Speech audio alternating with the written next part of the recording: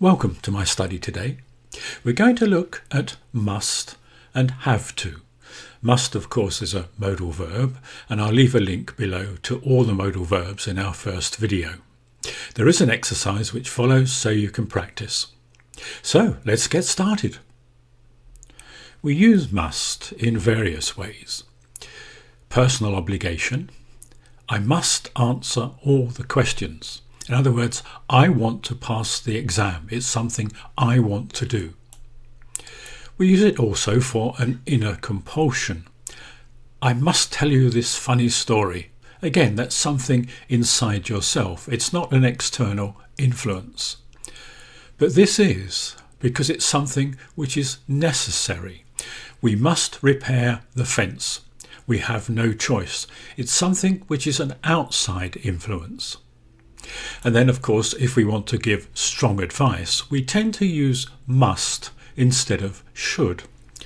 You must take more care. You could say should there, but must is preferable if you want to be just that bit stronger. You must take more care. When we need a reason for something, we use must. Her temperature is high, she must be ill. I suppose you could call that a kind of supposition. I'm not sure, but I'm saying, well, there is a reason for this. She must be ill. We have to be careful with must because really it applies to the present and future. I can say, I must go now. Must you leave tomorrow? Using two time adverbs there. But I have to be very careful when I want to speak about the past with the must idea. I can't say I musted. But we'll look at that a bit more in a moment. This picture is the same as our first one. But in the first one, the girl is saying, I must answer all the questions because it's a personal obligation.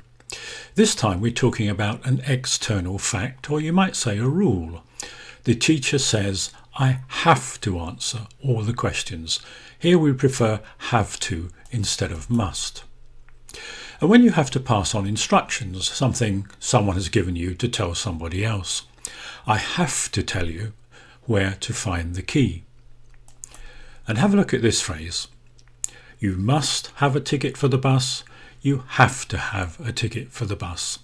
You might ask what's the difference, and I would have to say there is none. We can use both of those phrases in this case. For using must in the past, we have to change the phrase to have got to do something or have to do something. We use both, and I'll explain the difference in a moment. But of course, now we're looking at tenses.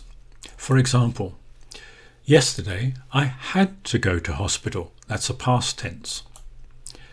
I'm having to walk slowly is a present continuous. I've had to go to hospital, present perfect. I may have to change my plans. That's the modal verb may with the to have to infinitive, but there's no to because it's a modal verb. And similarly, for the future, I will have to change my plans. Remember, we do have the question form as well to think about. What do I have to do? Why did you go to hospital? Past tense. Does it matter? Just a general inquiry. And the negative. It doesn't matter. We quite often use the have got to do something form. When has Peter got to leave? You can also say, when does Peter have to leave? I think for English people, the got to form is far less formal, and I think I would say that naturally every day. When has Peter got to leave? The teacher says, I've got to answer all the questions. Must and to have two negative forms, mustn't and don't have to. Of course, don't have to would require verb changes as appropriate. You mustn't tell anybody. It is necessary that you do not do it. That's quite strong, and you might almost say that it's forbidden to do something. John stayed in bed all morning because he didn't have to go to work.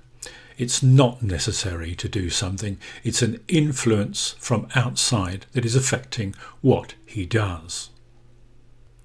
So, Could I ask you to subscribe below, ring that bell and give me a like if you can, and we'll have a look at some exercises.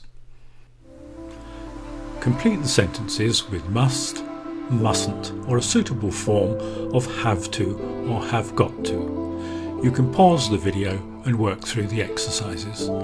The answers follow.